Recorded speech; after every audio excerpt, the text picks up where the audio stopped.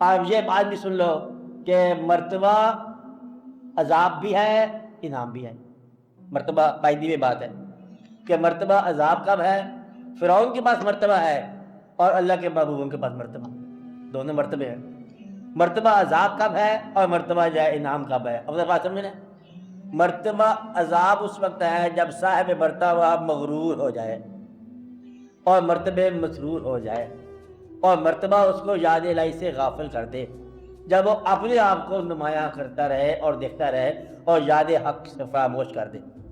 और मर्तबा नेमत उस वक्त है जब वो मर्तबे की वुसअत और इख्तियार के साथ खिदमत अवाम में मसरूफ़ है, तो मर्तबा यह उस वक्त इनाम है।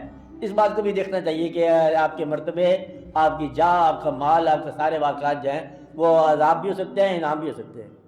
बारे मैं ये बताना चाहता हूँ कि अल्लाह की बातों में अगर कहीं आपको तज़ाद या पैराडॉक्स नज़र आए तो समझो कि दोनों बातें सही हैं। और दोनों बातें सही हैं कि तुम्हारे लिए बुनियाद वक्त भी सही है कि तुमने ज़िंदगी के मुख्तलिफ फेजेज में से गुजरना है, और हर आदमी के लिए साइमल्टेनियसली सही है। ये बारी बात समझिए आपको। वो बात उन लोगों के लिए सही है, उन लोगों के लिए दूसरी बात सही है, और एक आदमी के लिए दोनों बातें भी सही हैं। कभी आप वहाँ बैठे थे उस शोबे में, कभी आप इस शोबे में बैठे हैं।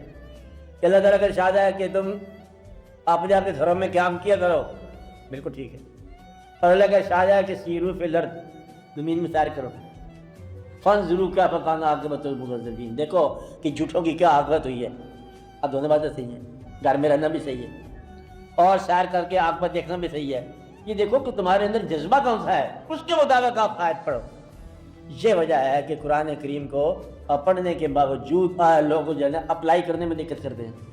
एप्लीकेशन नहीं होती है, हर चीज़ हर एक के ऊपर अप्लाई करना शुरू कर दो तो फिर दिक्कत हो जाएगी। देखना यार तुम कौन से फेज में हो।